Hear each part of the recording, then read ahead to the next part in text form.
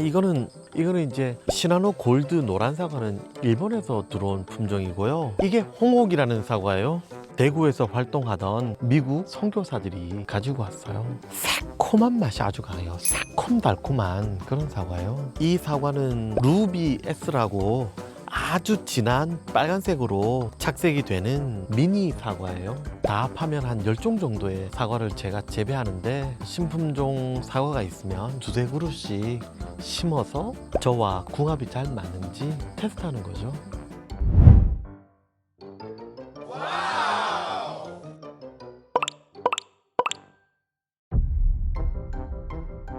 안녕하세요. 저는 경남 함양에서 15년째 사과를 재배하고 있는 마용훈이라고 합니다. 저는 사과밭에서 나고 자라고 했거든요. 저희 부모님이 1964년부터 사과 농사를 지으셨는데 1990년부터 이 자리에서 사과를 하셨거든요. 제가 2011년에 농사를 시작해서 9년째가 되니까 나 이제 사과 농사 좀 지을 줄 알겠어. 제가 그동안 공부도 상당히 많이 했거든요. 여러 교육도 많이 받고 공부도 나름 하면서 그래, 봄엔 이렇게 하고 여름엔 이렇게 하고 가을엔 이렇게 수확해서 이렇게 팔면 돼. 굉장히 자신 있게 2019년을 시작했어요. 그런데 그해 진짜 여름에 비가 어마무시하게 왔어요. 그해에는 우리나라에 가장 많은 숫자의 태풍이 영향을 주었는데 7개의 태풍이 우리나라에 영향을 줬어요. 어마어마하게 많은 비가 오고 하면서 나무들이 병이 들어서 제일 농사를 망쳤던 게 2019년이었거든요. 그 해를 겪고 나서는 어디 가서도 제가 뭐 사과 농사 좀 지을 줄 알아요, 그런 얘기 절대로 안 하고 아주 겸손하게 살고 있습니다.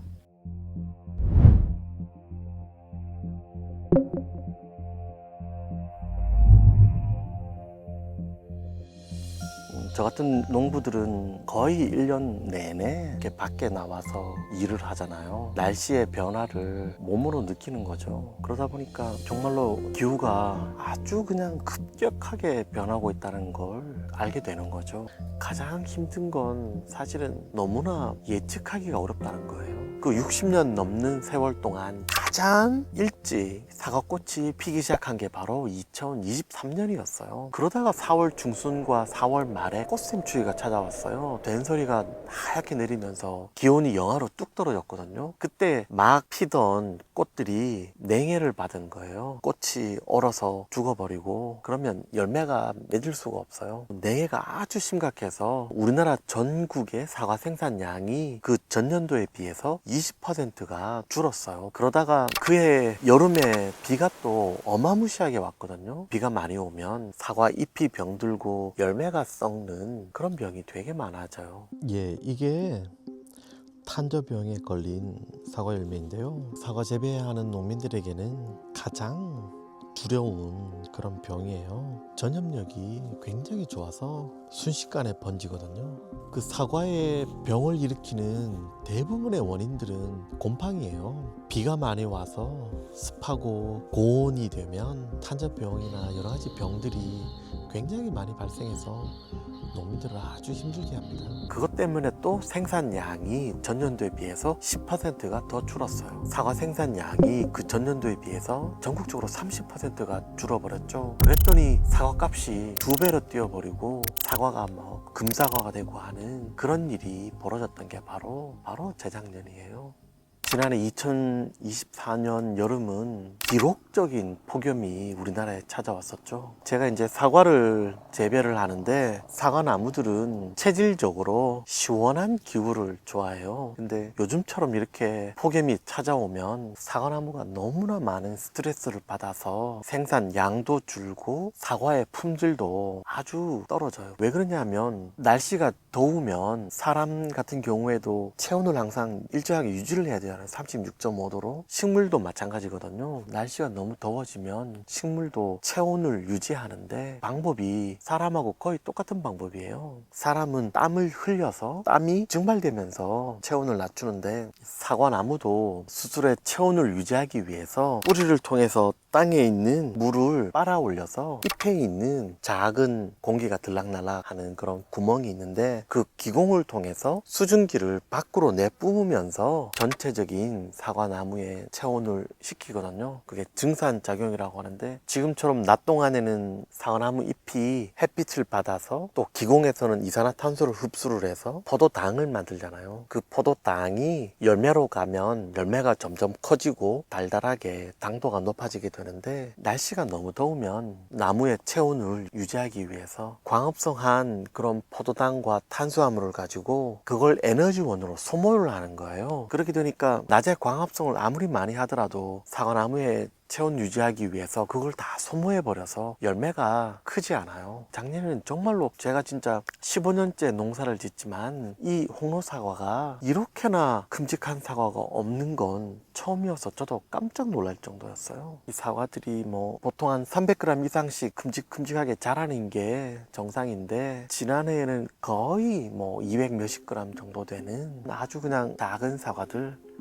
얼마 전에 발표된 그 네이처 논문에 따르면 전 세계에서 온실가스를 누적적으로 얼마나 배출했는지에 따라서 폭염 피해에 대해 얼마나 기여했는지 피해액을 산정을 했는데요. 이처럼 그 온실가스를 누적적으로 얼마나 배출했는지는 기후 위기에 얼마나 기여했는지와 인과관계가 있어요. 저희가 이 방법론을 그대로 따와서 한국 기업에 적용했을 때 한국전력공사의 경우에는 93조 원의 피해액이 있다. 온실가스 배출량을 집계한 예래로 2위부터 6위까지를 거의 항상 차지했어요. 그 발전자 회사들이. 그래서 그 수치를 합하면 배출량이 항상 1위였습니다. 근데 한전이 그럴 수밖에 없었던 게 95% 이상을 화력발전에 의존하고 있어요. 이렇게 온실가스가 많이 배출되는 발전 방식을 고수하다 보니까 온실가스 배출량이 이렇게 계속 유지가 되고 있는데요. 저희는 이제 전 세계에서 한전이 얼마나 온실가스를 누적적으로 배출했는지 그만큼만을 청구를 하려고 하였고요. 그래서 이분들이 돈을 바라고 하거나 근데 손해를 진짜 보상받기 위해서라기보다 5명만의 문제가 아니다. 농업인 전체의 문제다. 나아가서 기후위기 취약계층들의 문제다. 이런 것들 좀 알리고 그 생존권, 재산권을 보장하기 위해서 시작된 소송입니다.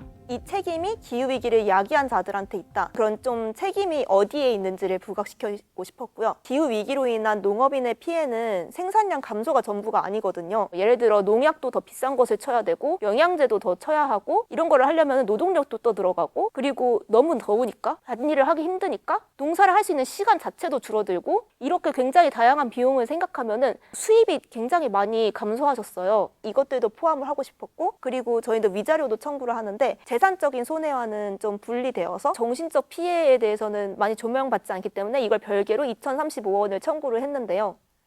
저에게는 두 아이가 있는데 중학교 1학년하고 초등학교 5학년이에요. 10년, 15년은 제가 바짝 일을 해서 애들 학비라도 이렇게 떼야 되는데 지금처럼 이렇게 기후가 예측할 수 없을 정도로 극한 상황이 계속 나오다 보면 올해 같은 경우에는 뭐 정말로 운이 좋게 아주 극한적인 기상 현상은 피할 수 있었지만 내년이나 내후년에 재앙을 제가 겪지 말라는 법이 없잖아요. 너무 두려운 현실이죠. 저희는 이제 비가 오면은 비 많이 왔다. 내일 뭐 장화 신어야 되나? 아니면 뭐 이제 출근을 좀 걱정을 했지만 근데 이제 농업인 분들은 그분들이 이제 회사가 떠내려가는 거예요. 농사는 타이밍이고 그 타이밍을 놓치면은 그 한 해 농사가 다 망가지는데 IPCC 보고서에서도 정신적인 피해에 대해서 경고를 하고 있고 농업인 같이 기후위기로 인한 그런 문제에 취약한 분들은 이 정신적인 건강에 더 취약한 문제가 발생할 수 있다. 이런 연구 결과도 있어요. 심지어 해외 판례에서도 정신적인 어떤 피해에 대해서 이거는 인지 가능한 손해다. 미국 몬타나주에서 청소년들이 기후 위기에 관련된 책임을 지라고 정부한테 소송을 건 사례가 있었는데 승소를 하였고 정신적인 어떤 이런 피해도 인지 가능한 손해다. 그런 판결을 받았습니다. 기후 불안이라고 해외에서는 많이 논의되는 그런 개념인데요. 그런데 이제 더워졌다고 사과 농사 접고 귤 농사 지으세요. 그러면 또 한 10년 동안은 귤이라는 게 어떤 생리를 가지고 있고 나무 모양은 어떻게 재배를 해야 되고 가지치기는 어떻게 해야 되고 어떤 병이 있으니까 어떻게 방제를 해야 되고 수확은 어떻게 하고 수확한 다음에 저장은 또 어떻게 해야 되는지 그걸 새로 배워야 되잖아요.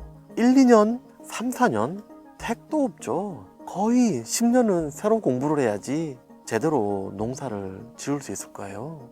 사과나무 같은 경우에는 한 5년이 돼야지 어느 정도 생산할 수가 있는데 귤도 그렇지 않겠어요? 그러면 이 사과나무를 다 베고 캐고 정리한 다음에 귤나무를 심고 그리고 나서도 3, 4년 동안은 거의 소득이 없을 거 아니에요.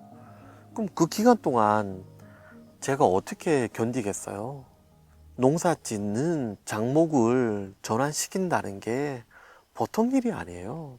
탁상머리에서는 더우니까 사과 대신 귤농사 하세요. 뭐 바나나 심고 망고 심으라고 이야기할 수 있겠죠. 택도 없는 소리라고 저는 생각합니다. 예를 들어 내가 회사원인데 갑자기 뭐 약간 춤을 추라고 해. 아니면 PD인데 갑자기 뭔가 카페를 차린다거나 뭐 약간 이렇게 굉장히 갑자기 하던 일과 다른 거를 하라고 하면은 그럼 굉장히 어려운 일이거든요. 근데 그거를 저희는 너무 쉽게 농업인들한테 강요를 하고 있는 것은 아닐까? 그리고 기온이 더 올랐어요. 그럼 이제 또 못 짓게 되겠죠? 그럼 언제까지 저희는 다 계속 바꾸면서 살아야 되나요? 이 얘를 이제 지금은 이렇게 키우다가 내년 봄에 이거를 확 눕혀줄 거예요. 눕힌 다음에 얘들을 수직으로 자라게 할 거예요. 뿌리에서 줄기가 올라오면 옆으로 이렇게 뉘고 거기서 여러 개의 줄기를 수직으로 뽑아 올리는 다축형 사과나무라고 하는데 한 4년 전부터 제가 새로 심는 나무들은 다 그런 식으로 하고 있어요. 왜 그러냐 하면 사과나무가 이렇게 기존의 대부분 사과나무처럼 이렇게 키우면 이 안쪽에는 햇빛이 잘 안 들어가서 이 안쪽에 있는 열매들은 빨갛게 되는 게 좀 잘 안 되거나 더디게 되거나 그렇거든요. 지금 나무를 보시더라도 이 바깥쪽으로 노출되어 있는 사과들이 더 빨리 빨갛게 돼요. 또 기후변화에 대한 적응 방안으로 노란 사과를 2020년부터 심기 시작했어요. 왜 노란 사과를 심느냐 하면요, 사과 열매가 빨갛게 되는 것도 단풍이 드는 것과 똑같거든요. 잎이 단풍이 들 때 잎에 엽록소가 파괴되면서 빨간색 색소가 드러나는 거예요. 그런 것처럼 사과 열매도 초록색이라는 건 엽록소가 있다는 거거든요. 엽록소가 싹 빠지고 그 다음에 붉은색 색소가 만들어져야 되는데 계속 초록으로 유지되는 거예요. 제가 지난해에도 폭염 때문에 이 홍로사과가 빨갛게 되지 않아서 추석시장에 절반밖에 따서 내지 못했다 했잖아요. 기후변화 때문에 이 문제가 굉장히 큰 문제로 되고 있어요. 근데 노란 사과는 빨갛게 만들 필요가 없잖아요. 그래서 기후변화에 대한 제 나름의 적응 방안으로 조금씩 노란 사과의 비중을 늘리고 있습니다. 9월 말 10월쯤 되면 제가 여기에 호밀이나 보리나 이런 걸 키우거든요. 한 사람의 농민의 입장에서 제가 농사를 지으면서 어떻게 하면 기후위기가 더 악화되지 않는데 요만큼이라도 기여할 수 있는 방법이 뭐가 없을까 여기저기 찾아보고 하다가 4년째 호밀이나 보리를 심고 있는데요. 호밀이나 보리 같은 이런 작물들은 겨울에도 죽지 않고 다른 풀들은 다 죽어 있거나 뭐 활동을 못하는 그런 시기에도 얘들은 쑥쑥 자라거든요. 식물이 이렇게 자란다는 건 대기 중에 이산화탄소를 흡수해서 그걸 가지고 광합성을 해서 자기 식물체로 만드는다는 거 아니겠어요? 다른 식물들 없을 때 그 겨울에라도 조금의 이산화탄소를 얘들이 흡수하지 않을까 하는 마음에서, 그리고 호밀 같은 경우에 뿌리가 굉장히 깊게 들어가니까 잎에서 흡수한 이산화탄소가 뿌리를 통해서 땅속에 깊이 저장되잖아요. 결국은 그게 바로 탄소 흡수와 토양의 격리 아니겠어요? 저 한 사람이라도 그렇게 해봐야겠다. 저도 나름 이렇게 저렇게 생각도 많이 하고 고민도 많이 하고 교육이나 이런 것도 많이 받고 있는데 그럼에도 불구하고 해마다 참 어려워요. 겪어보지 못한 그런 극한의 폭염과 극한의 폭우와 굉장히 극한적인 기상 상황을 맞게 되잖아요. 그러니까 제 경험과 노하우를 뛰어넘는 그런 기상 상황이 자꾸 생기니까 쫓아가는 게 너무 힘들죠. 근데 기온이 1도에서 1.5도를 올라가는 거랑 1.5도에서 2도가 올라가는 거랑은 그 피해의 크기가 달라요. 1도에서 1.5도 그 피해가 일어난 그 크기나 그런 속도보다 2도로 올라갔을 때 피해의 크기 속도가 훨씬 크거든요. 그래서 2도가 오는 미래를 막았을 때 얻는 편익이 저희가 1.5도를 지키느라 그걸 사용하는 비용보다 훨씬 더 큽니다. 지금 당장 돈을 쓰려면 사실 아깝긴 하잖아요. 하지만 이 돈을 쓰면 미래에 훨씬 더 큰 돈을 쓰는 것을 막을 수 있어요. 근데 이게 문제가 이 돈을 쓰는 걸 결정하는 결정자들이 자기들의 임기 내에서는 돈을 안 쓰고 싶어 하고, 그리고 보통 그분들이 이제 기후위기의 가해자들의 목소리에 더 집중하잖아요. 기후위기 피해자들은 목소리를 충분히 낼 수 없는 그런 환경이니까, 그리고 그 목소리에 집중해주지 못하니까 지금 당장 돈 쓰는 거에 너무 아까워하는 것 같아요. 부모님에게 빨간 사과는 지키고 싶은 존재인가요? 저는 빨간 사과를 계속 고집하고 싶다 뭐 그런 생각은 없어요. 빨간 사과든 노란 사과든 초록 사과든 뭐 무지갯빛 사과든 제가 이 땅에서 사과를 계속 재배할 수 있기만 할 수 있었으면 좋겠어요.